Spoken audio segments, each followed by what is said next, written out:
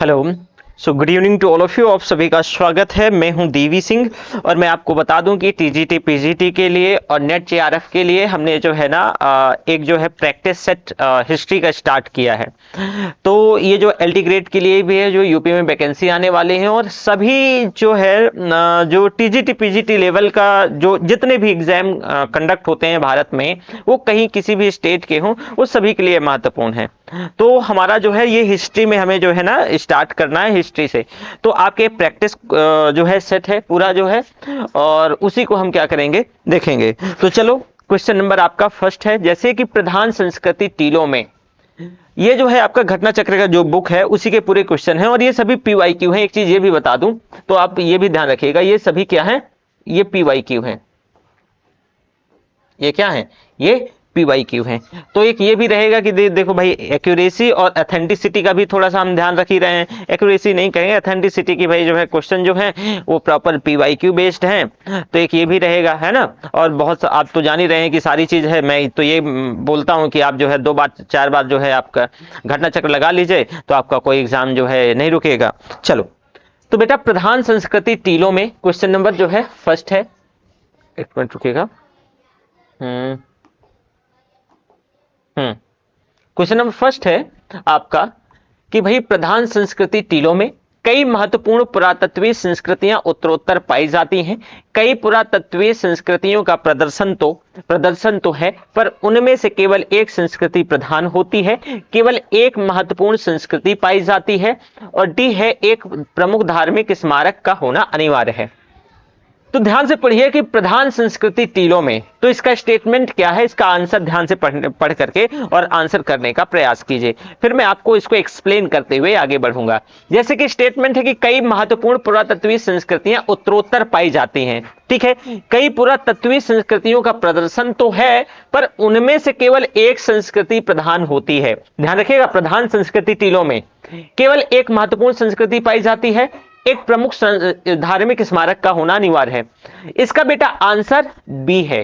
क्यों बी है, जरा समझने का प्रयास करिए। मैं आपको प्रॉपर टाइम दूंगा, फिर जो है आप क्या कीजिएगा कि उसको जो है जैसे कि मेरे साथ पढ़ते जाइए और फिर सॉल्व करते जाइए। ठीक है, अब जैसे कि कल से हम लाइव क्लास रखेंगे, आज तो मैं रिकॉर्ड कर रहा हूं, कल से हम जो है लाइव क्लास रखेंगे, तो लाइव भी आप जो है क्या कर सकेंगे और इसके बाद भी कर सकेंगे। देखो, जो बेटा टीला होता है ना, तो टीलों के नीचे जो है बहुत सारी पुरानी बस्तियों के अवशेष मिलते हैं। बहुत सारी पुरानी बस्तियां, जैसे कि आप हड़प्पा सिविलाइजेशन ही ले लो। तो ये संस्कृतियां बेटा कई प्रकार की हो सकती हैं। अब जैसे एकल संस्कृतियां, मुख्य सांस्कृतिक या बहु सांस्कृतिक एकल संस्कृति टीलों में सर्वत्र एक ही संस्कृति दिखाई देती है। अब कुछ टीले जो है केवल चित्र दूषण मध्यभांड जैसे कि प्रिंटेड जो ग्रेवेयर है, इस संस्कृति का जो है ना परिचायक है। कुछ सातवाहन संस्कृति के और कुछ जो है कुषाण संस्कृति के हैं। तो यहां पर आप ये कह सकते हो कि जो इसका आंसर है वो बी नंबर है। क्यों? क्योंकि यहां पर देखो, प्रधान संस्कृति टीलों में एक संस्कृति की प्रधानता रहती है, और अन्य संस्कृतियां जो पहले से हैं, पूर्व काल की भी हो, तो उनकी जो है वो प्रधानता नहीं होती हैं। उत्तर काल की भी जो है महत्व की नहीं बहुत ज्यादा होती हैं। तो बहुसांस्कृतिक टीलों में उत्तरोत्तर अनेक संस्कृतियां पाई जाती हैं, जो कभी कभी एक दूसरे के साथ चलती हैं। अब जैसे रामायण और महाभारत की भांति जो अगर हम देखें तो खोदे गए जो टीलों हैं, तो उनका उपयोग संस्कृति के भौतिक पक्षों के स्टडी में क्या है किया जा सकता है। अब टीले की खुदाई जो है बेटा 2 तरीके से होती है, एक अनुलंबवत होती है, एक क्षैतिज होती है। तो यह भी आपसे पूछा जा सकता है कि टीले की खुदाई कैसे, तो ध्यान रखिएगा, एक अनुलंबवत होती है, अनुलंबवत होती है,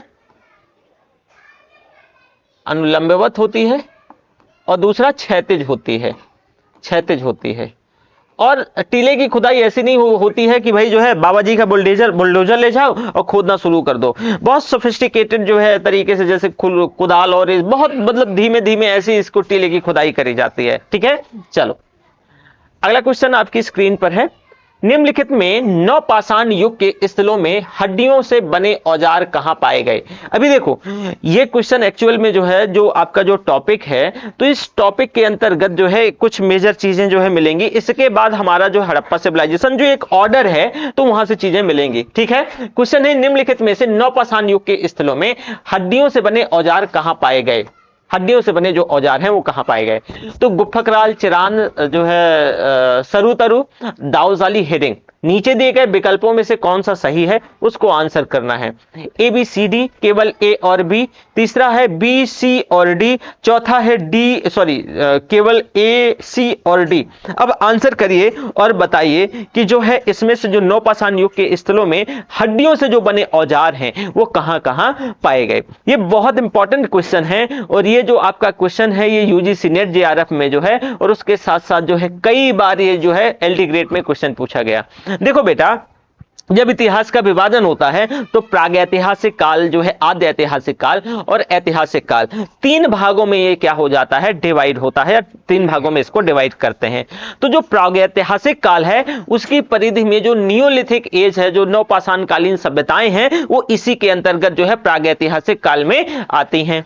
अब नवपाषाण कालीन जो स्थलों की अगर बात करें तो उन स्थलों में जो है हड्डियों से बने जो औजार हैं, जैसे कि जो चिरांद है और गुफकराल है, तो ये दरअसल नवपाषाण कालीन क्या है, सब बस्तियां हैं। तो यहां पर गुफकराल की बात कर देते हैं। अगर ये जो है चिरांद और गुफकराल, तो देखो ए और सी, जो इसका आंसर क्या है, बी नंबर। अब अगर गुफकराल की बात करें तो ये जो है आज का जो कश्मीर है तो कश्मीर में है और इसकी खुदाई बेटा 1981 में, गुफकराल की जो खुदाई है 1981 में गुफकराल की क्या होती है, गुफकराल की खुदाई होती है। और कौन करता है, ए के शर्मा जो है, एक जो हिस्टोरियन है, ए के शर्मा।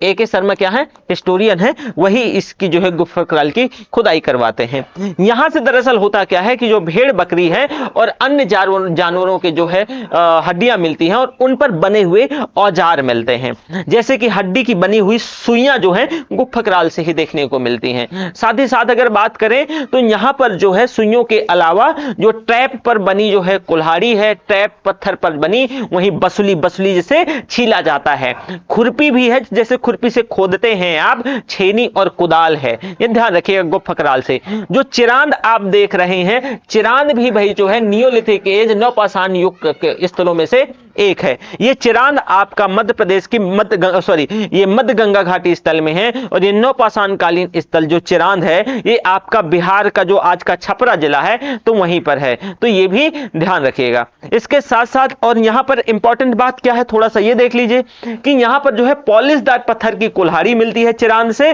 उसके साथ साथ भाई जो है सिलबट्टा है, हथौड़ा है, हड्डी है, सींग की बनी जो है छेनी है, बाण है, कुदाल है, सुई है और चूड़ी मिलती है।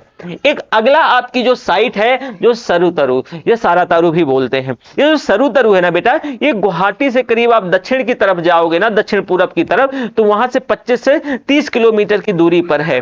और उत्खनन के दौरान यहां पर कुल्हाड़ी जैसी सामग्रियां मिली हैं, यहां से मृदभांड जो है भूरे और जो है धूसर रंग के मिले हैं और इन पर जो है रस्सी का निशान भी है। और ये जो है नवीन नवपाषाण कालीन जो है स्थल है, नवीन नवपाषाण कालीन या उसके बाद के, ठीक है। दूसरी तरफ देखो दाऊजली हेडिंग। दाऊजली हेडिंग क्या है, जो दाऊजली हेडिंग है ये असम में स्थित है और यहां से करीब 45 सेंटीमीटर मोटे जो है एक निक्षेप नवपाषाण कालीन लकड़ी के बने कुल्हाड़ी के अवशेष मिले हैं और पत्थरों में कुल्हाड़ी, छेनी, सिलबट्टा, उखली, मूसल और यहां पर बने जो है मृदभांडों पर लाल रंग का जो है मुहर देखा जा सकता है। तो इसमें ध्यान रखिएगा जो इसका आंसर वो क्या है, वो बी नंबर है। क्यों? क्योंकि इसमें ए और सी मात्र सही है, ठीक है, ध्यान रखिएगा। इसके बाद चलो अगला जो है आपका क्वेश्चन है, नीचे दो कथन दिए गए हैं। कथन एक है कि फावड़ा और हसिया छोटे शस्त्र और घोड़ों के लौह उपकरण महापाषाण युग के स्थलों से मिले हैं। कथन दूसरा है मास्की और नागार्जुनी कोंडा महापाषाण युग के स्थल हैं। अब कह रहा है इसमें उपरोक्त कथन के आलोक में नीचे दिए गए विकल्पों में सही उत्तर का चयन कीजिए। कथन एक और कथन दो दोनों सत्य हैं, कथन एक और कथन दो दोनों असत्य हैं, कथन एक सत्य है लेकिन कथन दो असत्य है, कथन एक असत्य है लेकिन कथन दो क्या है, सत्य है। तो इसमें से जरा आंसर ध्यान से समझ, क्वेश्चन जो है पढ़िए कि कह रहा है कि फावड़ा और हसिया छोटे शस्त्र और घोड़ों के लौह उपकरण महापाषाण युग के स्थलों से क्या है, मिले हैं। वहीं जो मास्की और नागार्जुनी कोंडा है ये महापाषाण युग के स्थल हैं। याद रखना, अभी मैं एक काम करूंगा, चाहूंगा कि पहले जैसे क्वेश्चन लाने से पहले मैं 15 मिनट जो है थोड़ा सा अबाउट टॉपिक के बारे में भी हम डिस्कशन कर लिया करेंगे, तो चीजें क्या रहेंगी और बेहतर हो जाएंगी। अगर आप यहां पर देखेंगे तो कथन जो आपका फर्स्ट है कि फावड़ा और हंसिया और छोटे शस्त्र एवं घोड़ों के उपकरण, जो घोड़ों के लिए जो उपकरण है तो महापाषाण युग के स्थलों से मिले हैं, एकदम सही है। वहीं दूसरी तरफ बात करें कि मास्की और नागार्जुनी कोंडा महापाषाण युग के स्थल हैं, यह भी सही है। कथन एक और दोनों सही है, इस वजह से इसका आंसर ए है। कैसे है कि नवपाषाण युग की समाप्ति के बाद बेटा जैसे नियोलिथिक एज समाप्त होता है तो आप साउथ इंडिया की ओर चलोगे, तो साउथ इंडिया में जिस कल्चर का इमर्जेंस होता है, उदय होता है, उसी को बेटा महापाषाण संस्कृति कहते हैं। महापाषाण संस्कृति कहते हैं। क्या कहते हैं? इसी को महापाषाण संस्कृति कहते हैं, यह भी ध्यान रखिएगा। अब इस संस्कृति के लोग अपने मृतकों के अवशेषों को सुरक्षित रखने के लिए बड़े बड़े पत्थरों का क्या करते हैं? प्रयोग करते थे। अब जो है यहां पर बृहत पाषाण रखने के लिए बृहत पाषाण को जो है मेगालिथ कहा जाता है। जो बड़े बड़े जो पत्थर हैं उनको मेगालिथ या मेगालिथ कल्चर भी कहते हैं। ठीक है, तो यह ध्यान रखिएगा कि जो नियोलिथिक एज के बाद साउथ इंडिया में जो कल्चर इमर्जेंस होगा, जो कल्चर आएगा, उसी को महापाषाण संस्कृति या बृहत पाषाण संस्कृति के नाम से जाना जाता है।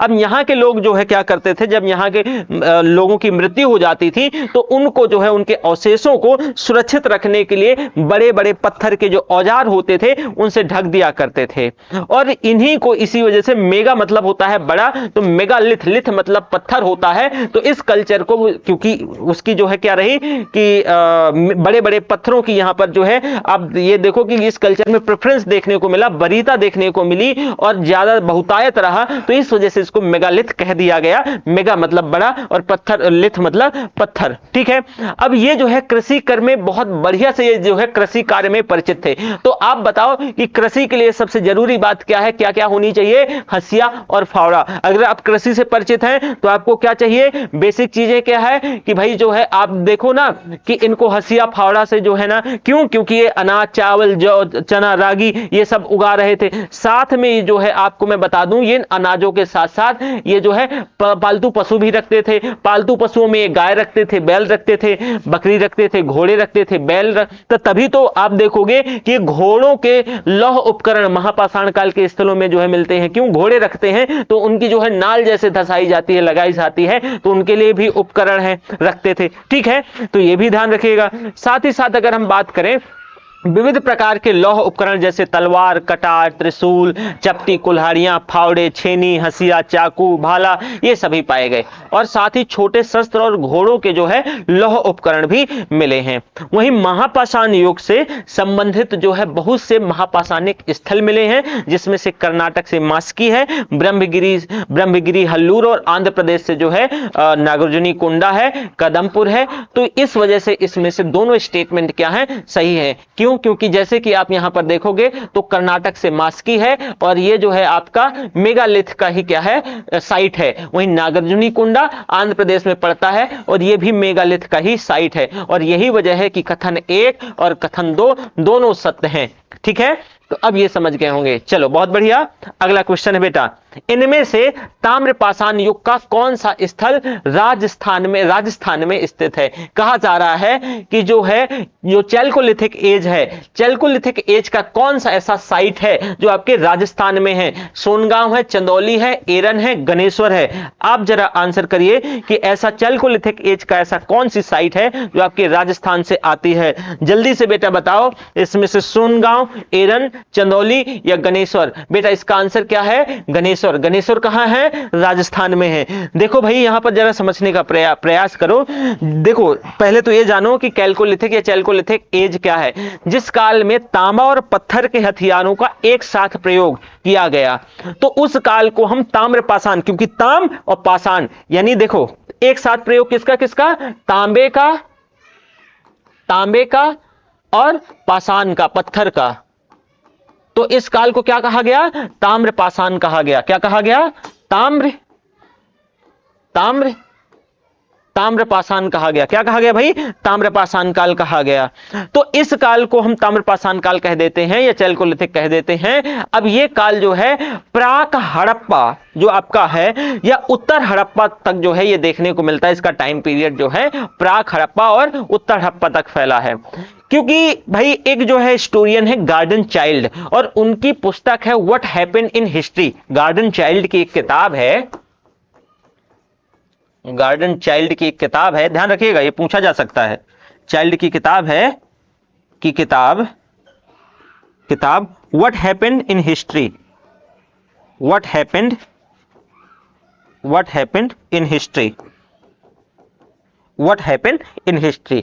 तो इस किताब में जो है तांबे के महत्व को गार्डन चाइल्ड समझाते हैं और बताते हैं और कहते हैं कि उत्तर भारत में महापाषाण कालीन संस्कृतियों के बाद ताम्रपाषाण कालीन संस्कृति का प्रचलन हुआ, जबकि दक्षिण भारत में जो है पाषाण कालीन संस्कृतियों के बाद सीधे लौह काल की शुरुआत होती है। तो यहां से यह क्वेश्चन इस वजह से पूछा जा सकता है। क्यों? क्योंकि जैसे कहा उत्तर भारत में गार्डन चाइल्ड कह रहे हैं अपनी किताब व्हाट हैपेंड में कि भैया जो उत्तर भारत में स्टोन एज के बाद जो पाषाण कालीन संस्कृतियों के बाद कैल्कोलिथिक एज या चैल्कोलिथिक जो ताम्रपाषाण जो कालीन संस्कृति है तो उसका प्रचलन होता है। लेकिन जो साउथ इंडिया है, दक्षिण भारत है, तो दक्षिण भारत में भाई जो है पाषाण कालीन संस्कृति के बाद सीधे लौह काल की शुरुआत होती है। ठीक है, तो ये जान गए। अब जैसे कि गणेश्वर, बेटा ये राजस्थान का एक डिस्ट्रिक्ट है सीकर। तो सीकर जिले में एक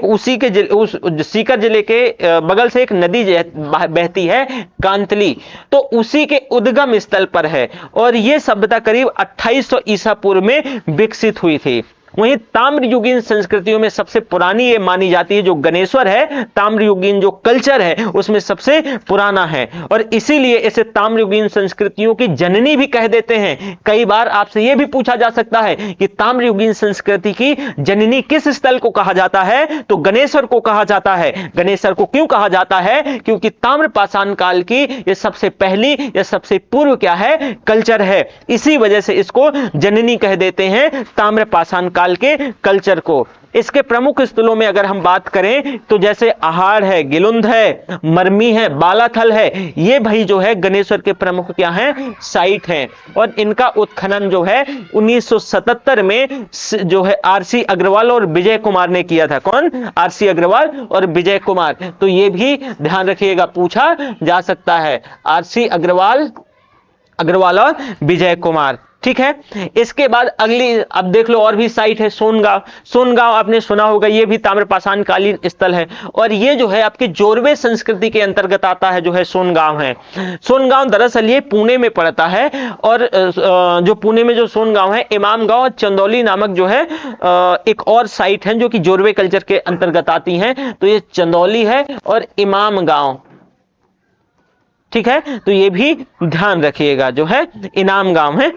इसके बाद एक है एरन, ये भी देख लो इसके बारे में, क्योंकि सभी के बारे में पता होना चाहिए। इनामगांव है, इनामगांव ये जोरवे कल्चर का, चंदौली और इनामगांव जोरवे कल्चर का है। ठीक है, एरन के बारे में थोड़ा सा जान लो। ये ताम्रपाषाण कालीन संस्कृति का ये भी एक साइट है और ये आपका कायथा संस्कृति जो या मालवा संस्कृति के अंतर्गत आता है। और इसमें से आप देखोगे जो नगदा है इसी में आता है। नवादा और नगदा अलग अलग है, तो नवादा भी में इसी में आएगा और नगदा भी इसी में आएगा। वहीं एरन और गोगेरिया और साथ में जो है बीएस वाकणकर भी इसी में आएगा, बीएस वाकणकर भी इसी में आएगा। ठीक है, तो ये भी आप क्या करेंगे? ध्यान रखिएगा। ओके, चलो आगे देखो। मध्य पुरापाषाण काल के पाषाण उपकरण बने थे, कोर से, ब्लेड से, फलक से, ताम्र से। कहा जा रहा है, क्वेश्चन ये है कि बताओ मध्य पाषाण काल में, जो मध्य पाषाण काल है, तो उस समय जो है जो उपकरण बनाए गए थे वो उपकरण बने थे किससे? फलक से बने थे, ताम्र से बने थे, कोर से बने थे, ब्लेड से बने थे। जल्दी से बेटा आंसर करिएगा। इसका आंसर जो है मध्य पुरापाषाण काल बोल रहा है, तो इसका आंसर क्या होना चाहिए? फलक होना चाहिए। क्यों फलक होना चाहिए? फलक से क्यों? क्यों? क्योंकि देखो मध्य पाषाण काल में क्वार्टजाइट पत्थरों के स्थान पर जो है जैस्पर, चर्ट और फ्लिंट जैसे जो है पत्थर यूज होने लगे हैं। अब इस समय जो है इनको जो है सल्क से जो है बनी वस्तुओं का ये मतलब थोड़ा सा किनारा धीरे धीरे छीला जा रहा है। तो यहां पर आप देखोगे कि जो है ये जो पत्थर यूज होने लगे हैं, तो इस समय उद्योग जो मुख्यतया बनेगा वो सल्क से बनी वस्तुओं का था। तो इस समय के जो है मुख्य औजार होंगे वो फलक जो होंगे, फलक पर बेस्ड होंगे। और फलक पर बेस्ड औजारों में जैसे बेधनी हो गया, छेदनी हो गया, खुरचनी हो गया। बेधनी उसे कहते हैं कि जैसे मतलब आप मतलब पतला सा वो होता है तो आप ऐसे करते हो, छेदनी जैसे आप छेद करते हो, खुरचनी आप किसी चीज को क्या करते हो, निकालते हो, खुरचते हो, खुरचनी। ये सभी फलकों के अंतर्गत जो है मध्य पाषाण काल के क्या है औजार आते हैं। ठीक है। अब एक चीज, फलकों की अधिकता के कारण इस काल को फलक संस्कृति की संज्ञा भी दी गई। क्यों? फलकों की अधिकता है तो मध्य पाषाण काल को क्या कह दिया जाएगा? फलक संस्कृति भी कह दिया जाएगा। फलक संस्कृति की संज्ञा, संस्कृति की संज्ञा दी गई। ठीक है, यह भी ध्यान रखिएगा। इसके साथ साथ जो है जिसे पत्थर को तोड़ करके क्या किया जाता था, बनाया जाता था। तो ये आपने देख लिया। चलो अगला क्वेश्चन है, निम्नलिखित स्थलों में से कौन एक स्थल जो है नवपाषाण काल से संबंधित है? तो बताओ जब तक कि नवपाषाण काल से ऐसा कौन सा जो स्थल है जो संबंधित है?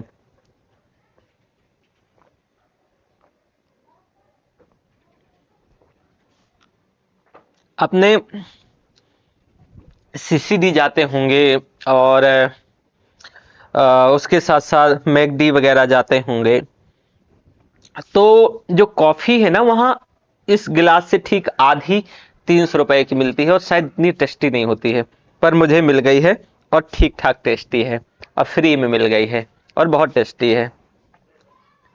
चलो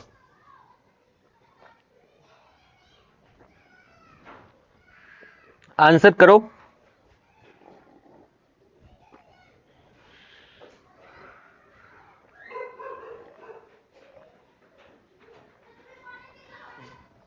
क्वेश्चन है कि निम्नलिखित स्थलों में कौन एक स्थल नवपाषाण काल से संबंधित है?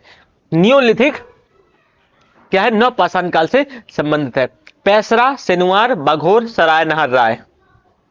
अच्छा क्वेश्चन अभी पूरा हुआ ही नहीं। देखो अगर हम बात करते हैं तो इसमें यह है कि जो इस समय जो नियोलिथिक एज है, तो इनमें से ऐसा कौन सा स्थल है जो इस टाइम का है? जरा आंसर करो।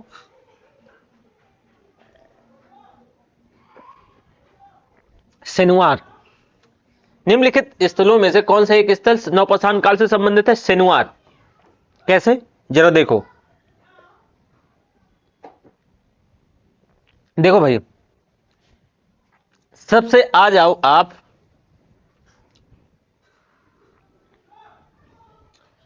और आ जाओ उत्तर पश्चिम भारत में। जब आप उत्तर पश्चिम भारत में आते हो तो सबसे पहले आओगे, अब नियोलिथिक एज का देख रहे हो तो बलूचिस्तान।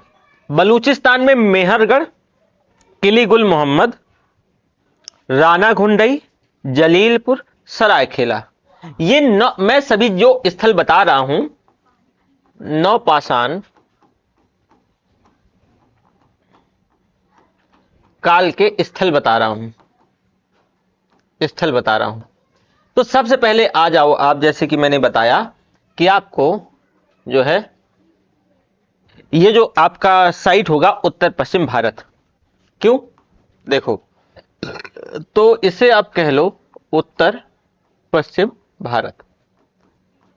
उत्तर पश्चिम जो भारत है, तो यहां पर भाई जो उत्तर पश्चिम भारत की बात करें तो इसमें साइट आएगा अफगानिस्तान में जो पड़ेगा, अफगानिस्तान में जो साइट पड़ेगा। 1 मिनट रुकिएगा। चलो तो लाइट लगता है बीच में चली गई थी। तो अफगानिस्तान में क्या क्या पड़ेगा? राना घुंडई, राना घुंडई, किली गुल मोहम्मद, किली गुल मोहम्मद, किली गुल मोहम्मद, राना घुंडई, जलीलपुर और सरायखेला। जलीलपुर, जलीलपुर, और सरायखेला, ये आपके जो है उत्तर पश्चिम भारत में, खास करके जो अफगान बलूचिस्तान वाला क्षेत्र है तो वहां पर। कश्मीर में झेलम घाटी, जो कि तो वहां पर बुर्ज होम, अगर हम बात करें मान लो कश्मीर में तो इसमें से कौन कौन सी साइट है? बुर्ज होम, ध्यान रखिएगा नवपाषाण काल की है बुर्ज होम। और बुर्ज होम के साथ साथ ऐसी कौन सी साइट और जो महत्वपूर्ण है, जो कि अभी मैंने आपको बताया था। आप बताओ गुफकराल कहां है? यहीं पर। तो अभी मैंने पहला क्वेश्चन में बताया था ना, तो गुफकराल,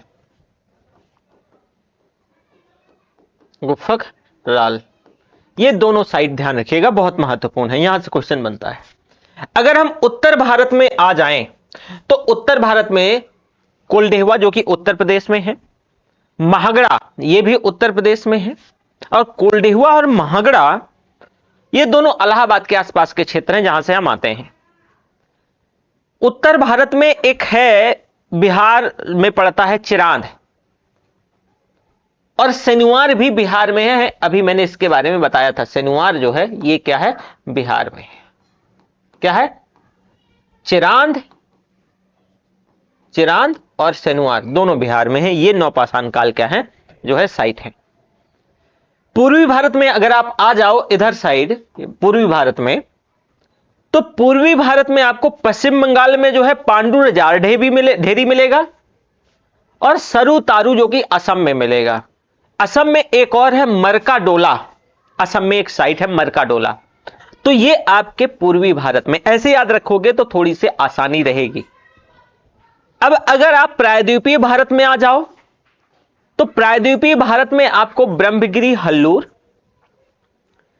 कोडेकाल, कूपगल, याद करो मास्की के भी बारे में बताया था, जो मस्की या मास्की, संगन कल्लू, नागार्जुनी कोंडा, मास्की कर्नाटक में, नागार्जुनी कोंडा कहां? आपका आंध्र प्रदेश में, और जो है पिकलीहल, उतनूर और पय्यमपल्ली कहां? तमिलनाडु में। ये सभी साइट जो हैं, जो मैंने आपको बताया मेजर, ये सभी नवपाषाण काल की हैं, ये ध्यान रखिएगा। पैसरा के बारे में ऑलरेडी हम डिस्कस कर चुके हैं, सराय नाहर और बागोर के बारे में आगे हम डिस्कस भी करेंगे। चलो, भीमबेटका में किस काल से पाषाण चित्रों का बनना प्रारंभ होता है? भीमबेटका जो एक साइट है, आपने सुना होगा, बहुत महत्वपूर्ण साइट है। तो वही कहा जा रहा है कि भीमबेटका में किस काल से पाषाण पत्थरों का जो है पाषाण चित्रों का बनना प्रारंभ होता है। तो यहां पर ध्यान से सुनिएगा कि आंसर है मध्य पाषाण से, मध्यपुरा पाषाण से, ताम्रपाषाण से और नवपाषाण से। कि कहा जा रहा है भीमबेटका में किस काल से? तो मध्य पाषाण से बेटा जो है, जो पत्थरों पर चित्र बनना शुरू होता है। देखो, मध्य पाषाण का जो टाइम है, ये करीब आपका 9000 ईसा पूर्व के आसपास का टाइम माना जाता है। और भारत में मध्य पाषाण काल के विषय में जो जानकारी है, वेरी फर्स्ट टाइम जो है 1867 में हुई, और किसने दी? जो है सीएल कार्लाइल ने। 1800 भारत में इसके बारे में जो जानकारी है, सीएल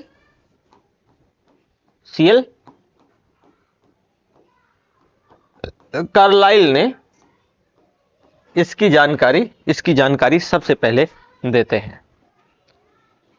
और इन्होंने विंध्य क्षेत्र से लघु पाषाण, लघु मतलब छोटे, उपकरण को खोज निकाले।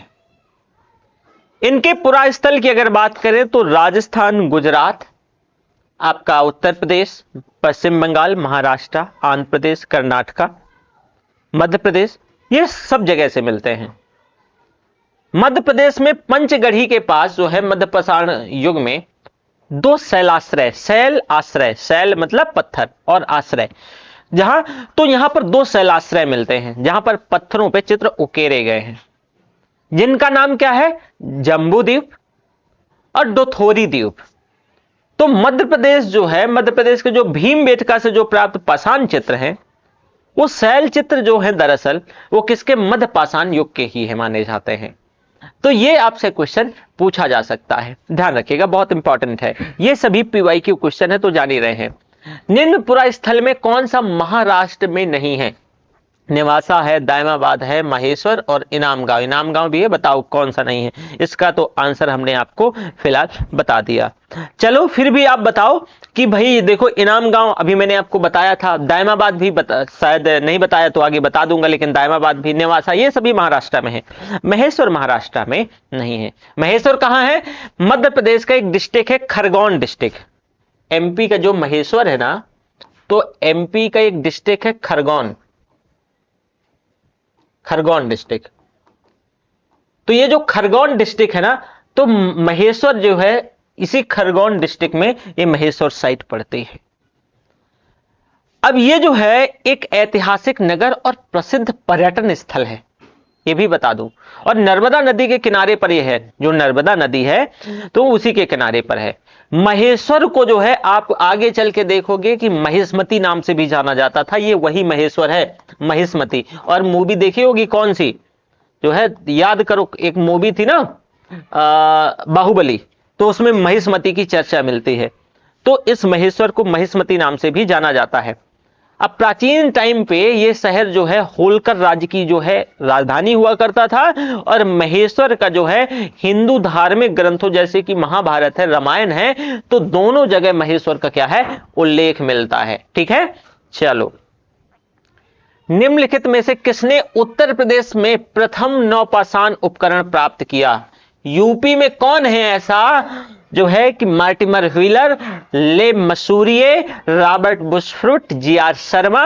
बताओ कि यूपी में जो है उत्तर प्रदेश में प्रथम नौपाषाण उपकरण किसने प्राप्त किया? जल्दी से इसका आंसर करिए बेटा। इसमें से जो सबसे कम जिसको सुने होंगे वही यूपी में नौपाषाण काल उपकरण प्राप्त करता है, ले मसूरिये। कौन? ले मसूरिये। अब यहां पर जो ले मसूरिये है, दरअसल इसके बारे में सुन लो।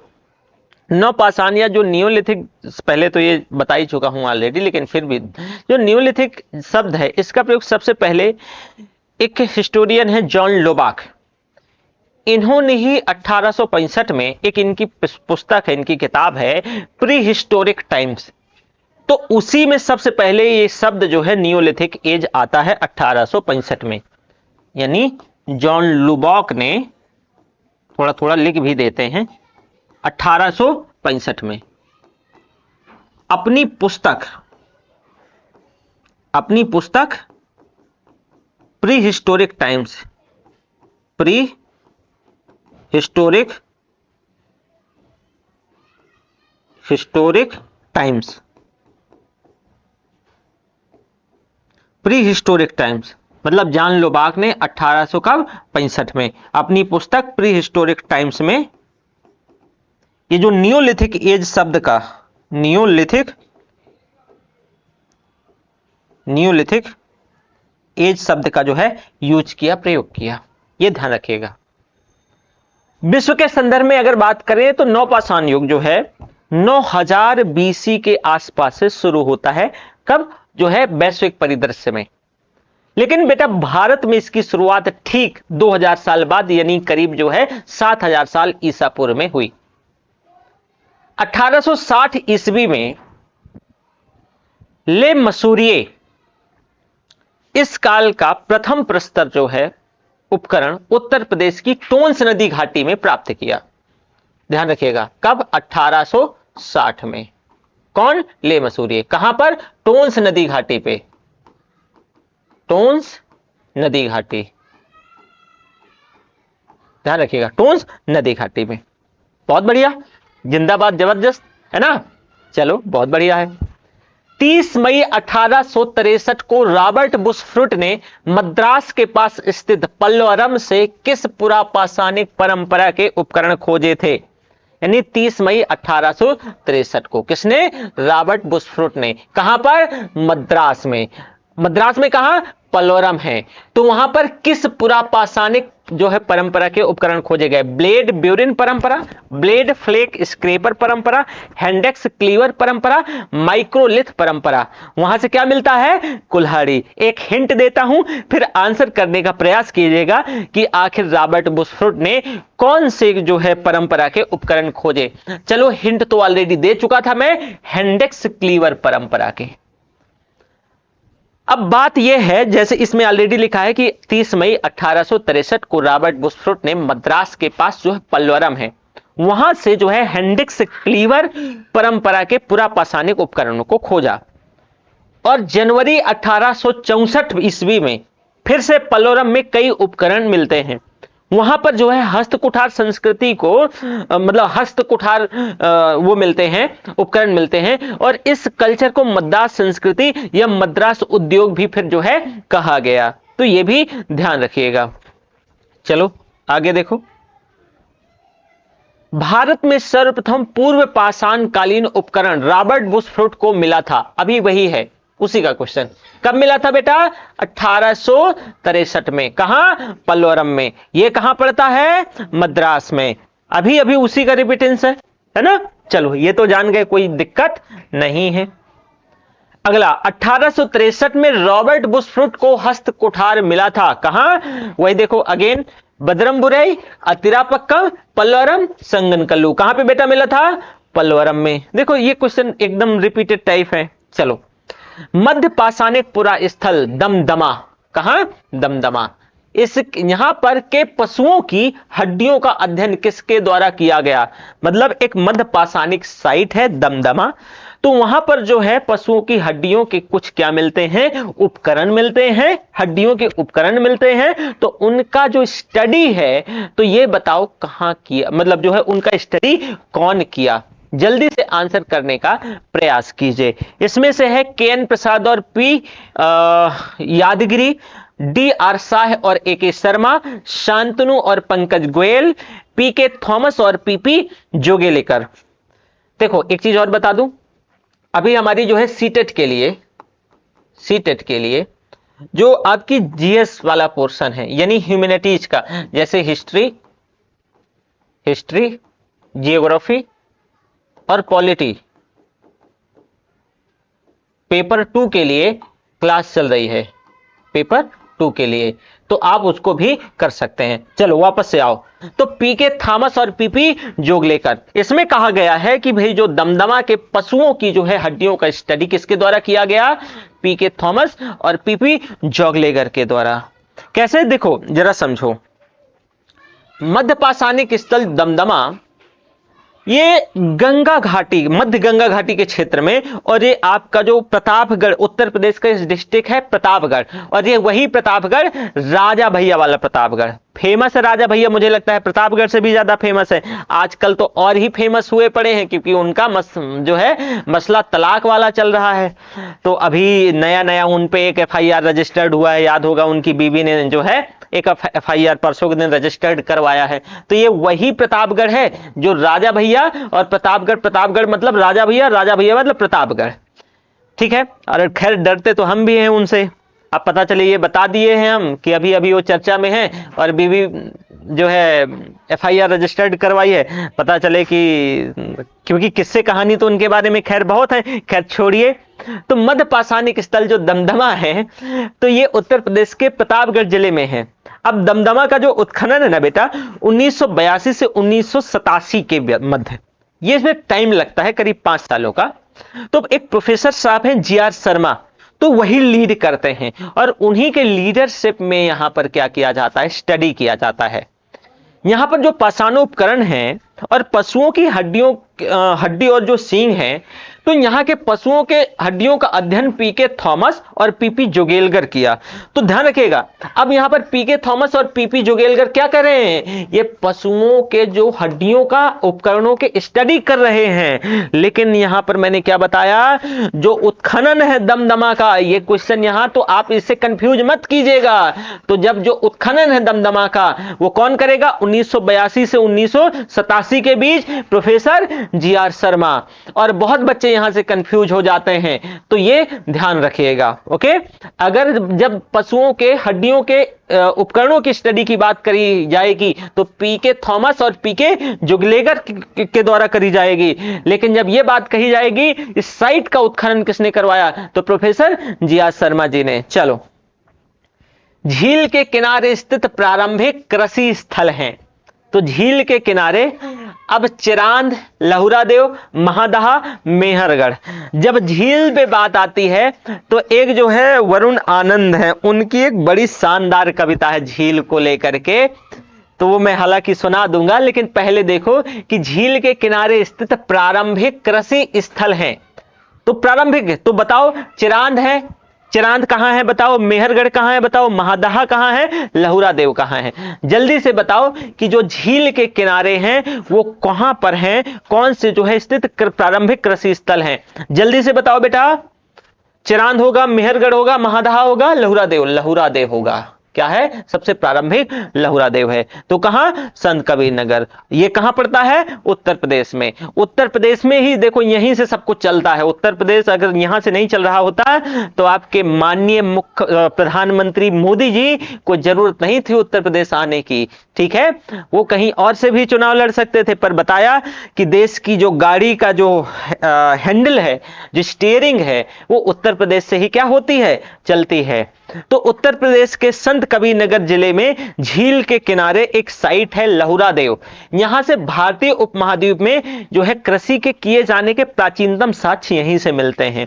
और यहीं से वेरी फर्स्ट टाइम बेटा संत कबीर नगर लहुरादेव से ही चावल उत्पादन के प्राचीनतम साक्ष्य मिले हैं। मेहरगढ़ से जो प्राप्त कृषि का साक्ष्य है वो 7000 ईसा पूर्व के आसपास का है, जबकि लहुरादेव से ये नया स्टडी है वो 9000 से 7000 के बीच है। तो जब पहले अभी तक था कि सबसे पहले कृषि के साक्ष्य कहां मिले, मेहरगढ़, पर अब मेहरगढ़ नहीं भाई, क्या है, लहुरादेव। कहां पड़ता है, यूपी में। यूपी में कहां, संत कबीर नगर, संत कबीर नगर, संत कबीर नगर। अब झील के किनारे, झील कहते ना, ये झील जो शब्द है ना ये बहुत ज्यादा यूज हुआ है कविताओं में, बहुत लोगों ने यूज किया। चलो एक बात मैं सुनाता हूं, जैसे कि झीलें क्या है, उसकी आंखें, उम्दा क्या है, ये वरुण आनंद है एक, ये उनकी कविता है। तो झीलें क्या है, उसकी आंखें, उम्दा क्या है, उसका चेहरा, उम्दा क्या है, उसका चेहरा। खुशबू क्या है, उसकी सांसें, खुशबू क्या है, उसकी सांसें। खुशियां क्या है, उनका होना। तो गम क्या है, उससे जुदाई, तो गम क्या है, उससे जुदाई। सावन क्या है, उसका रोना। सर्दी क्या है, उसकी उदासी, सर्दी क्या है, उसकी उदासी। गर्मी क्या है, उसका गुस्सा, गर्मी क्या है, उसका गुस्सा। और बहारें, उसका हंसना। मीठा क्या है, उसकी बातें। कड़वा क्या है, मेरी बातें। तो पढ़ना क्या है, उसका लिखा। तो सुनना क्या है, उसकी गजलें। लब की ख्वाहिश, उसका माथा। जम की ख्वाहिश, उसका छूना। दुनिया क्या है, एक जंगल है, दुनिया क्या है, एक जंगल है। और तो तुम क्या हो, पेड़ समझ लो। और वो क्या है, एक राही है। क्या सोचा है, उससे मोहब्बत। क्या करते हो, उससे मोहब्बत। मतलब पेशा, उससे मोहब्बत। इसके अलावा, उससे मोहब्बत। इसके बाद, उससे मोहब्बत। ये वरुण आनंद है, शानदार उनकी एक कविता है ना। तो वही झील से ये याद रखना कि एक कविता भी सर सुनाए थे, और वही संत कबीर नगर याद रखना कि ये साइट झील के किनारे संत कबीर नगर में, राइट। चलो, निम्नलिखित में से कौन से दो उत्खनित जो है असूलियन स्थल हैं, उत्खनित असूलियन स्थल। स्टेटमेंट फर्स्ट है चिरकी निवासा, दूसरा है चिरांद, तीसरा है बघोर, और चौथा है आपका हुंसगी। बताएं जरा आप कि इसका आंसर क्या होगा, जल्दी से आंसर कीजिए। चलिए, निम्नलिखित में से कौन से दो उत्खनित जो असूलियन स्थल हैं, आंसर करना है बेटा। इसमें से एक तो चिरकी निवासा होना चाहिए, ये कहां आपका पड़ेगा, महाराष्ट्र में, और दूसरा हुंसगी होना चाहिए। तो जरा देखो, थोड़ा सा देखो बेटा, चिरकी निवासा और हुंसी जो है हुंसगी, ये एसूलियन स्थल हैं। और एसूलियन उपकरणों में हैंडेक्स है, यानी जो कुल्हाड़ी है, क्लीवर है, स्क्रेपर है, क्लीवर छिलने वाला और स्क्रैप करने वाला स्क्रेपर, ये आते हैं। जो ज्यादातर आप देखोगे कि साउथ इंडिया और खास करके जो दक्कन वाला क्षेत्र है वहीं पर पाए जाते हैं। अब महाराष्ट्र में स्थित जो आपका चिरकी निवासा है, ये वहां की साइट है, और यहां से जो है निम्न पुरापाषाण काल की प्राचीनतम तिथि का ज्ञान होता है। वहीं ये जो हुंसगी है ये कर्नाटका में स्थित है, और इसी के तट पर जो है औजार निर्माण के केंद्र का एक फैक्ट्री के अवशेष मिलते हैं। और वही कहा जा रहा है कि अशूलियन स्थल है। तो यहां पर जो हुंसकी और आपका चिरकी निवासा है, राइट। चलो, निम्नलिखित स्थलों के सांस्कृतिक अनुक्रम को कालानुक्रम के अनुसार व्यवस्थित करें। कालानुक्रम के अनुसार व्यवस्थित करें। आहार, बीरभानपुर, श्रावस्ती, गुफकराल। निम्नलिखित स्थलों के सांस्कृतिक अनुक्रम को कालानुक्रम के अनुसार व्यवस्थित करें। तो बताइए, आहार, श्रावस्ती, बीरभानपुर, गुफकराल। आंसर जल्दी से करिएगा, बहुत आसान सा क्वेश्चन है कि आपको इन स्थलों के सांस्कृतिक अनुक्रम को क्या करना है, सांस्कृतिक अनुक्रम को कालानुक्रम के अनुसार यानी ऑर्डर में, ठीक है। तो बताइए, क्रोनोलॉजी में आप ये कह सकते हो कि क्रोनोलॉजी में क्या करना है, जो है इनको सेट करना है। कौन सी क्रोनोलॉजी? और ये कई बार क्वेश्चन पूछा गया, वही अमित शाह जो हमारे माननीय गृह मंत्री जी हैं, तो उन्हीं वाली जो क्रोनोलॉजी की बात हो रही है। तो सबसे पहले आ जाओ, देखो यहां पर बीरभानपुर वेस्ट बंगाल, गुफकराल कश्मीर, आहार और श्रावस्ती। तो पहले तो ये आपको साइट और कहां ये पता होना चाहिए और कब कब की है ये पता होना चाहिए। बीरभानपुर, गुफकराल, आहार, श्रावस्ती। तो जो बीरभानपुर वेस्ट बंगाल और ये वेस्ट बंगाल मध्य पाषाण काल का जो है साइट है, मध्य पाषाण काल की। कौन? बीरभानपुर। कहां पड़ता है? वेस्ट बंगाल में पड़ता है। और कब की साइट है ये? मध्य पाषाण कालिक स्थल। इसका उत्खनन बेटा 1954 में बीबी लाल के द्वारा, बीबी लाल के द्वारा। कब? 1954 में। कब बेटा? 1954 में। किसके द्वारा? बीबी लाल के द्वारा। गुफकराल कश्मीर में स्थित नौपाषाण काल स्थल है। जो गुफकराल है ये कश्मीर में स्थित, ये वाला ध्यान रखिएगा, ये नौपाषाणिक बस्ती है, बताया था मैंने, स्थल है, सॉरी, नौपाषाणिक स्थल है। और कहां? कश्मीर में। ऑलरेडी इसके बारे में डिस्कशन हो चुका है, ठीक है। और इसकी खोज किसने करी थी? ए.के. शर्मा ने। कब? 1981 में। चलो, ए.के. शर्मा जी कब? 1981 में। गुफकराल निपट गया। और कब का पूछ रहा है कि कालानुक्रम के अनुसार से करना है, ठीक है। तो ये नौपाषाण काल हो गया, ये मध्यपाषाण काल हो गया। आहार पे आ जाओ और श्रावस्ती पे आ जाओ। आहार जो है वो राजस्थान में बनास नदी की घाटी पे स्थित है। और ये जो आहार है, बताया था मैंने, ताम्रपाषाणिक संस्कृति है। ताम्रपाषाणिक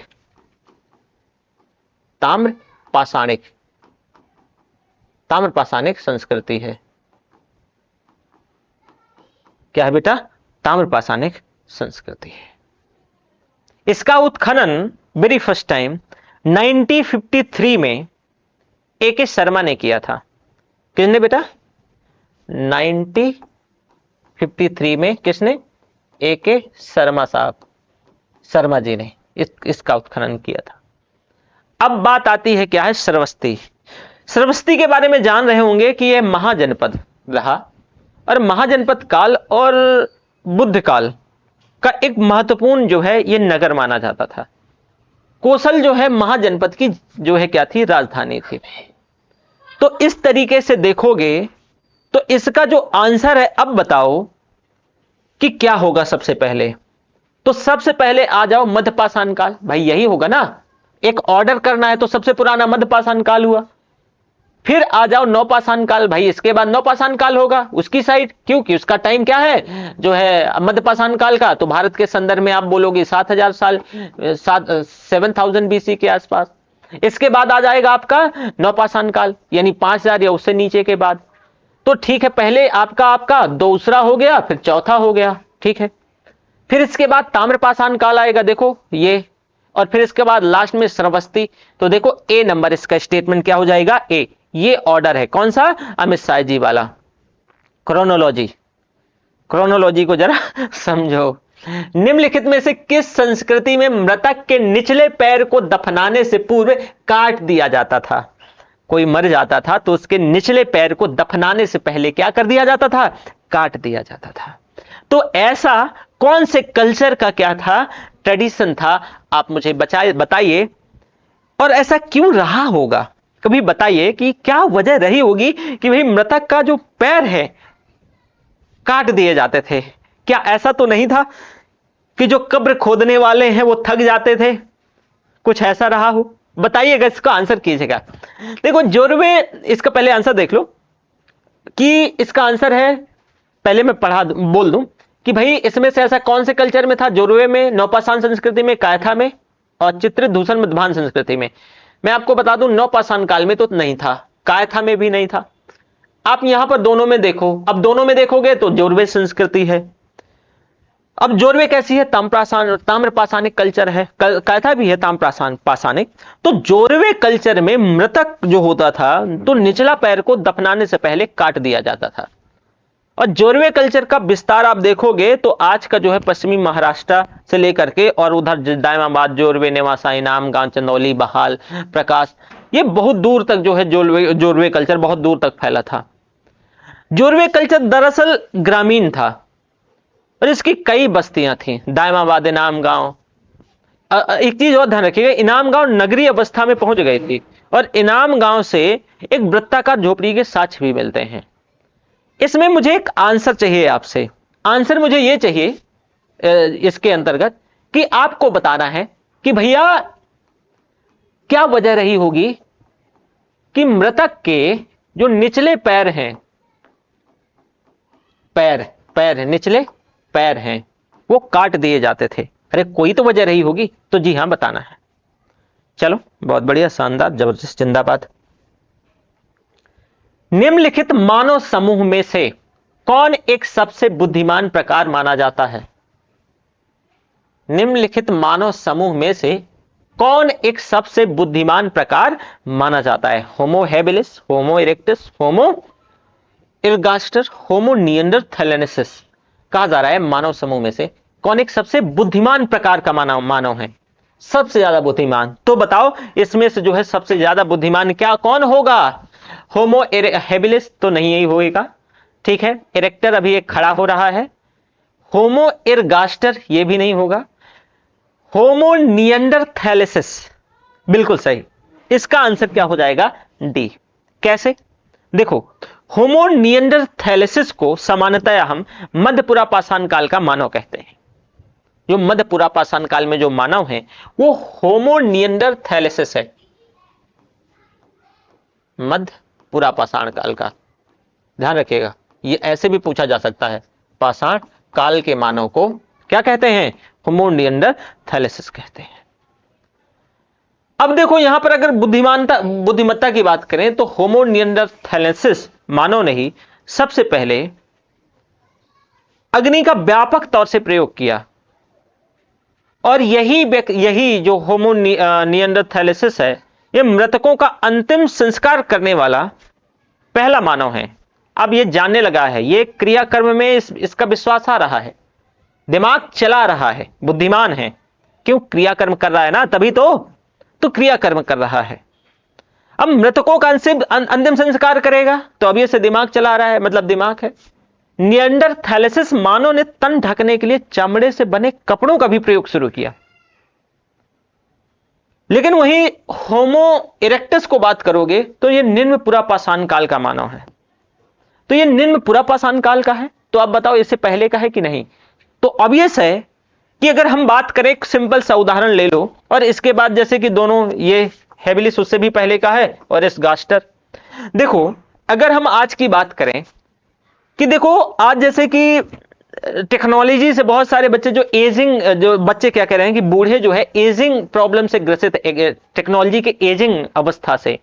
इसका मतलब क्या है कि आप देखोगे कि बहुत पढ़े लिखे होंगे, प्रोफेसर साहब होंगे, लेकिन उन प्रोफेसर साहब का फोन चलाने में हाथ कांप जाता है कि नहीं? मतलब वो टेक्नोलॉजी से यूज टू नहीं है। वहीं आज का 2 साल का बच्चा उनसे बेहतर फोन चला रहा है, मोरल ऑफ द स्टोरी क्या है भाई?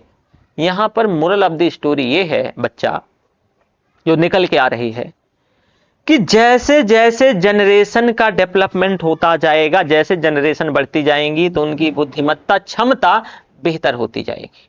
और वही यहां पे पूछा जा रहा है कि इन मानव समूहों में से सबसे ज्यादा बुद्धिमान कौन है? होमो निएंडरथैलेंसिस। अब भाई ये जो आपका इरेक्टस है ये तो निम्न पुरापाषाण काल का, उससे पहले का है, तो ऑब्वियस है उसके बाद जो आएगा तो वो बेहतर होगा। अब ये तो उससे और पहले के हैं, तो इसी वजह से जो होमो निएंडरथैलेंसिस है ये इन वर्ग समूहों में सबसे ज्यादा दिमागदार आदमी है। क्या है? सबसे ज्यादा दिमागदार है। बहुत बढ़िया, शानदार, जबरदस्त, जिंदाबाद। चलो,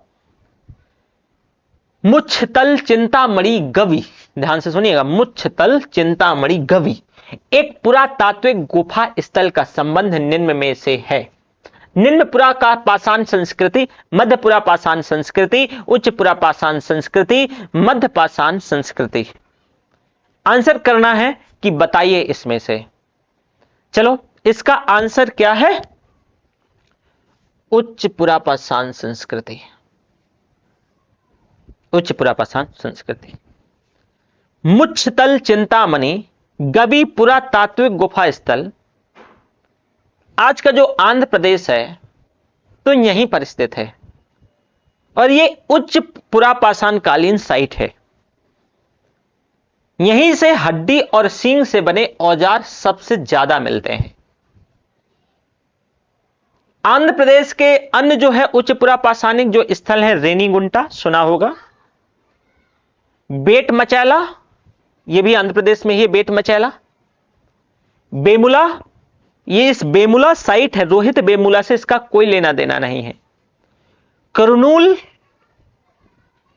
ये सभी साइट जो हैं आंध्र प्रदेश की हैं और उच्च पुरापाषाणिक है। और करनूल है तो यहां के बिलासपुर ग्राम गुफा से भारत के प्राचीनतम चूल्हे का अवशेष मिला है, यह भी ध्यान रखिएगा। मतलब करनूल का एक जो है बिलासपुर ग्राम है, तो बिलासपुर ग्राम गुफा है तो वहीं से चूल्हे का सबसे प्राचीनतम अवशेष है। और करनूल गुफाओं से मानव अस्तित्व और अग्नि के भी जो है चिन्ह मिले हैं।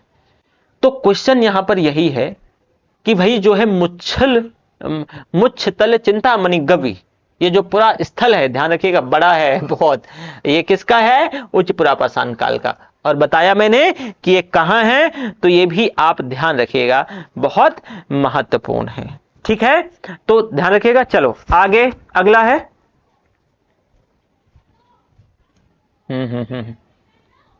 निम्नलिखित पुरापाषाणिक स्थलों को तिथि क्रमानुसार व्यवस्थित कीजिए।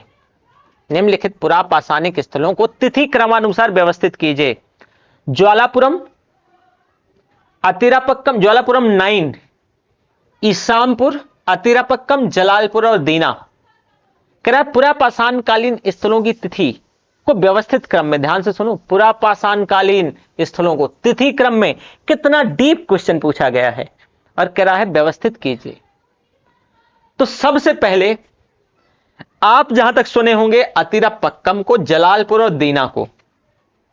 इसके बाद मुझे लगता है कि हो सकता है ज्वालापुरम सुने हो पर ईसामपुर नहीं सुने होंगे, क्योंकि ये तो इसमें आपको बताना है। तो इसका आंसर क्या होगा पहले आप बताइए, मैं एक्सप्लेन करूंगा, परेशान नहीं होइएगा। ठीक है, ठीक है, ठीक है, इसको व्यवस्थित करना है। देखो भाई, अतिरापक्कम, ईसामपुर, जलालपुर और दीना, ये 4 साइट हैं। तो ज्वालापुरम 9 है, 4 साइट है ना, ज्वालापुरम 9, अतिरापक्कम, दीना, जलालपुर। इनमें से अगर हम साइट की बात करें तो अतिरापक्कम तमिलनाडु का सबसे समृद्ध पुरापाषाणिक स्थल है। इसकी खोज कब? 1863 में। यहां सबसे पहले किंग के द्वारा उत्खनन किया गया। और इसी तरह कर्नाटक में ईशानपुर है, यह भी पुरापाषाणकालीन औजार बनाने का एक महत्वपूर्ण सेंटर रहा, फैक्ट्री रही। ज्वालापुरम 9 ना आंध्र प्रदेश का कुर्नूल जिला है, तो यहां पर पुरापाषाणिक स्थल है, यह भी महत्वपूर्ण है। और इसी तरह जलालपुर और दीना, ये दोनों जो है पाकिस्तान के रेवात घाटी में स्थित पुरापाषाणिक स्थल है। तो इनके अगर टाइम की बात करोगे तो सबसे पहले है अतिरापक्कम तिथि, फिर इसके बाद तीसरा नंबर पर आता है ईसामपुर, फिर आता है जलालपुर और दीना, और लास्ट में आता है जो है आपका ज्वालापुरम। ठीक है, चलो निम्नलिखित में से कौन नवपाषाण स्थलों की तिथि छह सहस्त्राब्द ईसा पूर्व है? कोल्डेहवा, टोकवा, महागड़ा, पंचोह। निम्नलिखित में से कौन नवपाषाण स्थलों की तिथि छह सहस्त्राब्दी ईसा पूर्व है? तो जल्दी से बताओ इसमें आंसर करके कि कौन सा है। बहुत शानदार क्वेश्चन है। देखो पानी पी लेते हैं ना।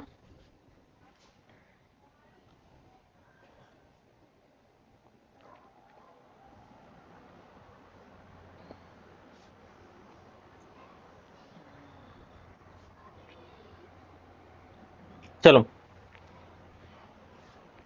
देखो यहां पे कि इसका आंसर होना चाहिए नवपाषाण स्थलों की तिथि 6 शताब्दी ईसा पूर्व है, तो किसकी होना चाहिए? ठीक है, कोल्डेवा की भी होनी चाहिए और टोकवा की होनी चाहिए। महागड़ा और पंचोह तो नहीं है। इसका आंसर बेटा बी। तो आखिर बी क्यों? जरा देखो, बेलन घाटी में स्थित कोल्डेवा और टोकवा ये दोनों नवपाषाणिक स्थल हैं। कोल्डेवा और टोकवा दोनों नवपाषाणिक है। नवपाषाणिक टाइम क्या है? 6000 बीसी के आसपास। अरे भाई 6000 बीसी के ही आसपास का टाइम है ना। तो अब देखो क्या कह रहा है क्वेश्चन, सहस्त्राब्दी जो है 6 सहस्त्राब्दी ईसा पूर्व है, तो वही 6000 बीसी के आसपास, यानी नवपाषाणिक स्थल की बात हो रही है। नवपाषाण स्थल कह रहा है। तो कोल्डेहवा और टोकवा, कोल्डेहवा नवपाषाण स्थल से धान की खेती के साक्ष और जली हुई धान की बालियां कोल्डेहवा से मिलती हैं।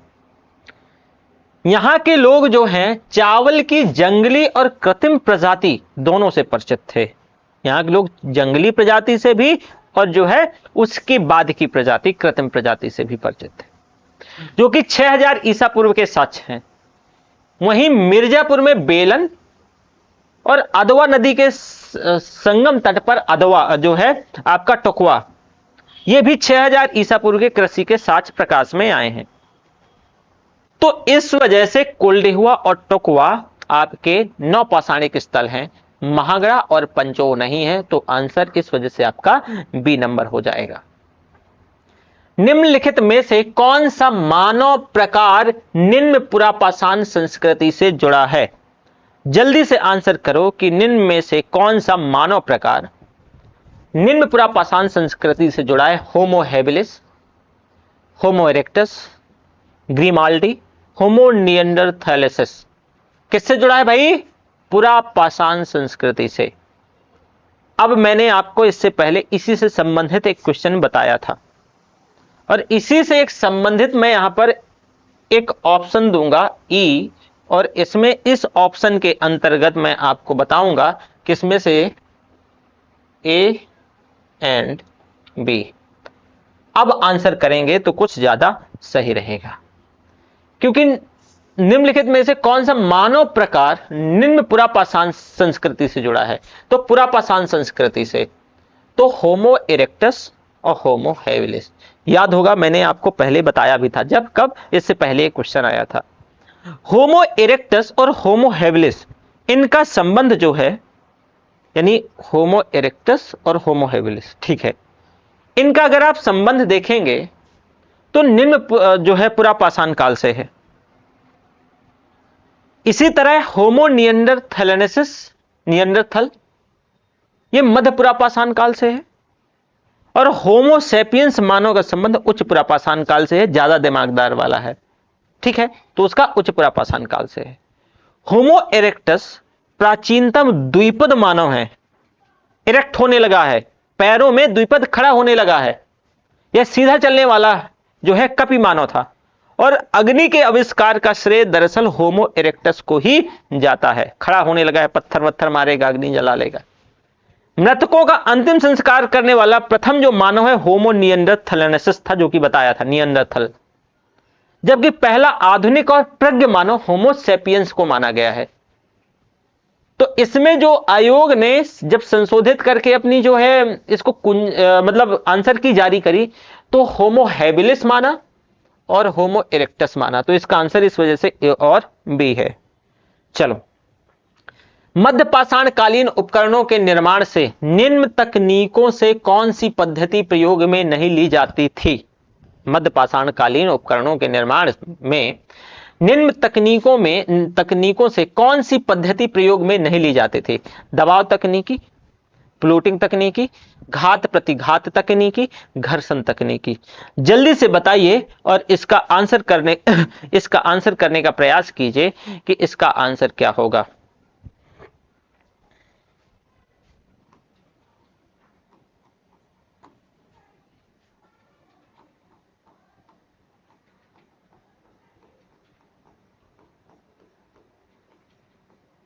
चलो, घर्षण तकनीकी।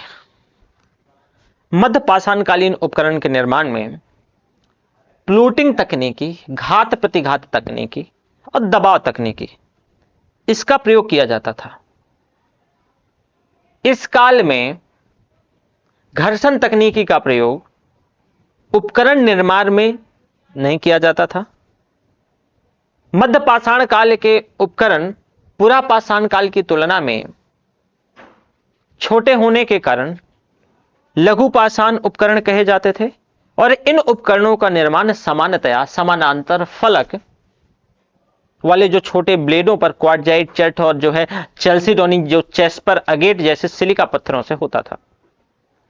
तो जो घर्षण तकनीकी है, घिस घिस करके कि मध्य पाषाणकालीन उपकरणों का जो निर्माण है, इसमें घर्षण तकनीकी का प्रयोग किया गया, घिस घिस करके इसको छोटा किया गया। चलो, भारतीय पुरातत्व सर्वेक्षण विभाग किस वर्ष में स्थायी विभाग बना? स्थायी की बात हो रही है तो बताओ कि कौन से वर्ष में स्थायी विभाग बना? 1902, 1906, 1900, 1904। आर्कियोलॉजिकल सर्वे ऑफ इंडिया, भारतीय पुरातत्व सर्वेक्षण 1906 में। कैसे 1906 में? देखो, आर्कियोलॉजिकल सर्वे ऑफ इंडिया की जो स्थापना है वो 1861 में वायसराय लॉर्ड कैनिंग ने। कब बेटा? 1861 में। किसने? Lord Canning. ये कौन है? वायसराय हैं। लॉर्ड कैनिंग कब? 1861 में क्या करते हैं कि ASI, archaeological survey ASI of India की क्या करते हैं? स्थापना करते हैं। स्थापना किनके काल में? लॉर्ड कैनिंग की। अब ASI सर्वेक्षण को 1906 में स्थायी बॉडी के तौर पे इसको मान्यता दी गई। 1871 ईस्वी में जर्नल कर्निंघम को ASI का पहला DG बनाया जाता है, डायरेक्टर जनरल, महानिदेशक कहते हैं। पहला DG बनता है कौन? जनरल कर्निंघम। कर्निंघम दरअसल ये कोई हिस्टोरियन नहीं थे। ये जो मुद्रा होती है, मुद्रा को पहचानने वाले मुद्रा के एक्सपर्ट, मुद्रा शास्त्री रहे। दरअसल कर्निंघम को ही ASI का जनक भी कहा जाता है। और DR साहनी या दयाराम साहनी पहले DG थे, प्रथम भारतीय थे जो कि 1931 में ASI के DG बने। तो ये भी कि पहले DG जनरल कर्निंघम, ठीक है। इसकी स्थापना 1861 में, कब? लॉर्ड कैनिंग के टाइम पीरियड में, ठीक है। पहले भारतीय DG दयाराम साहनी, कब? 1931 में। बहुत बढ़िया, आगे बढ़ते हैं। जॉन मार्शल के बाद भारतीय पुरातत्व सर्वेक्षण का महानिदेशक किसे बनाया गया? जॉन मार्शल के बाद H Hargreaves, Dayaram Sahni, JF Blakiston, Mortimer wheeler. बताइए कि किसको बनाया गया? जॉन मार्शल के बाद एच हरग्रीव्स, बहुत ये जो है मतलब कोई कॉन्सेप्चुअल नहीं है, ये सिंपल सा फैक्ट है। जॉन मार्शल के बाद एएसआई के जो है डीजी जो है एच हरग्रीव्स बनाए जाते हैं। और ऑलरेडी तो सब बताया कि भाई इसकी स्थापना 1861 में एएसआई की, 1906 में स्थाई, पहले डीजी कर्निंघम, पहले भारतीय जो है डीडी साहनी 1931 में, ये सब पता ही है। निम्नलिखित में से कौन पोटेशियम आर्गन तिथीकरण के लिए उपयुक्त है? पोटेशियम आर्गन, बहुत शानदार क्वेश्चन। पोटेशियम आर्गन की बात हो रही है कि कौन सा तिथीकरण के लिए उपयुक्त है? जली हुई मिट्टी, जली हुई हड्डी, बेसाल्ट और मृदभांड। इनमें से जो दिया गया है तो बताइए कि इसमें पोटेशियम आर्गन के लिए कौन सा महत्व, वो पोटेशियम आर्गन तिथीकरण के लिए बेसाल्ट इसका आंसर होगा। कैसे? बेसाल्ट पोटेशियम आर्गन तिथीकरण के लिए सबसे उपयुक्त इसलिए होता है क्योंकि पोटेशियम आर्गन जो मेथड है ये बहुत मतलब पुराना है और बेसाल्ट इसी से रिलेटेड है। इस मेथड में वस्तुओं में जो उपलब्ध जो रेडियो एक्टिविटी, जो रेडियोधर्मी पदार्थ है, जो पोटेशियम K40, और उसके विघटन से जो आर्गन प्राप्त होगा AR40, इसकी मात्रा को मापते हैं। अब इस विधि का जो विकास है वो 1950 के लगभग जो है W जेंटवर ने किया, और इस मेथड के द्वारा 30,000 वर्ष पुरानी वस्तुओं को लेकर के 30 करोड़ वर्ष पुरानी वस्तुओं की तिथि निर्धारित की जा सकती है। तो बेसाल्ट पोटेशियम आर्गन है। ठीक है, क्या है? Basalt potassium argon. अगला, मॉर्टिमर व्हीलर ने किस उत्खनन विधि की तुलना एक रेलगाड़ी की समय सारणी से की जिसकी गाड़ी का कोई पता नहीं है? शैरसिक उत्खनन विधि, क्षैतिज उत्खनन की विधि, समानांतर उत्खनन की विधि, चतुष्पाद उत्खनन की विधि। कहा जा रहा है कि जो मॉर्टिमर व्हीलर हैं, शानदार क्वेश्चन है, तो किस उत्खनन विधि की तुलना एक रेलगाड़ी की समय सारणी से जो है समय सारणी से की है? आंसर है शैरसिक उत्खनन की विधि। मॉर्टिमर, ये शैरसिक क्या है जरा बताऊं मैं। दो उत्खनन का मेथड है, एक अनुलंब है, अनुलंब को ही शैरसिक बोलते हैं, और एक क्षैतिज है। शैरसिक मतलब ऐसे और क्षैतिज मतलब ऐसे, समझ रहे हो? तो ये शैरसिक का मतलब अनुलंब मेथड है, अनुलंब। और जो मॉर्टिमर व्हीलर इसी उत्खनन विधि की जो है तुलना जो है रेलगाड़ी से करते हैं, इसकी रेलगाड़ी की समय सारणी से करते हैं, कहते हैं इसका कोई पता नहीं है। समय तो है लेकिन पता नहीं है। आज भी भारत में कुछ काफी हद तक ऐसा है। दरअसल क्या है कि इसकी गाड़ी का पता नहीं है, इस वजह से ऐसा बता रहे हैं। चल लाइट, मुझे लगता है लाइट गई। इसकी गाड़ी का कोई पता नहीं है। देखो, उत्खनन की सामान्यतः दो मेथड है कि एक शैरसिक है या अनुलंब है, एक क्षैतिज है। शैरसिक का मतलब क्या है? शैरसिक उत्खनन का मतलब क्या है? सीधी खड़ी लंबवत खुदाई। सीधी खड़ी मतलब ऐसे लंबवत खुदाई होगी, लंबवत खुदाई होगी। दो ही मेथड है भाई खुदाई के, उत्खनन के दो मेथड, दो विधि है, दो विधि है किसके? उत्खनन के, उत्खनन की। कौन कौन सी? लंबवत खुदाई। क्या है? लंबवत खुदाई। इसी को शैरसिक भी बोलते हैं। क्या बोलते हैं इसको? शैरसिक बोलते हैं। और दूसरा है क्षैतिज। तो ये क्या होगी? सीधी और लंबवत खड़ी। दूसरी है क्षैतिज। क्षैतिज, यहां क्षैतिज से मतलब क्या है? कैसे? तो क्षैतिज मतलब ऐसे होगी। देखो, थोड़ा सा पहले मैं आपको शैरसिक के बारे में बता दूं, लंबवत खुदाई, जिसे आप देखोगे कि इससे जो है भाई ऐसे ऐसे खोदोगे, ऊपर से आप नीचे जाओगे, तो इससे विभिन्न संस्कृतियों का जो टाइम है, कालक्रमिक, वो पता चलता है।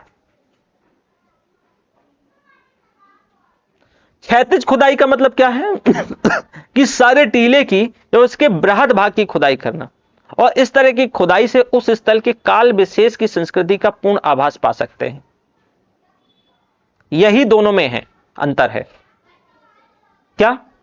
कि जो लंबवत खुदाई करना जिससे कि विभिन्न संस्कृतियों का कालक्रमित तांता उद्घटित हो सके, कालक्रमित तांता कि कब के इसके बाद ये, इसके बाद ये, इसके बाद ये। भाई संस्कृति मान लो पहले आज जैसे ये समझो, आज के बाद 1000 साल बीत जाए, कोलैप्स कर जाए, फिर उसके बाद फिर ऐसा हो, तो एक लेयर टू लेयर आएगा कि नहीं आएगा? ऑब्वियसली। वही क्षैतिज उत्खनन का मतलब कि सारे टीले की क्षैतिज जैसे करना है पूरा, तो सारे टीले की उसके बृहद भाग की खुदाई करना। तो इस तरीके से खुदाई से उस स्थल की काल विशेष जो है संस्कृति का पूर्ण आभास होता है। ठीक है, बहुत बढ़िया। निम्नलिखित सभ्यताओं में से कौन सी सभ्यता प्रथमतः ब्लैक एंड वेयर संस्कृति के नाम से जानी जाती है? ब्लैक एंड वेयर संस्कृति के नाम से, ब्लैक एंड वेयर संस्कृति के नाम से। Bairat, Ahar, Ganeshwar, no, black and ware culture. देखो जरा ब्लैक एंड वेयर कल्चर की भी बात कर लेते हैं कि ब्लैक एंड वेयर कल्चर का मतलब क्या है। यहां पर इन सभ्यताओं में से आहड़ सभ्यता वाले क्षेत्र में प्रारंभिक रूप से प्रस्तर युगीन मानव निवास करता था, प्रस्तर युगीन मानव। और प्राचीन शिलालेखों में आहड़ का पुराना नाम जो ताम्रवंती अंकित है। प्राचीन शिलालेखों में आहड़ का जो पुराना नाम है जो ताम्रवंती, ये लोग लाल, भूरे और काले मिट्टी के बर्तन काम में लेते थे। इनको उल्टी तपाई शैलों में पकाया जाता था। मकान पक्की ईंटों के होते थे। पशुपालन इनकी अर्थव्यवस्था का मुख्य आधार था।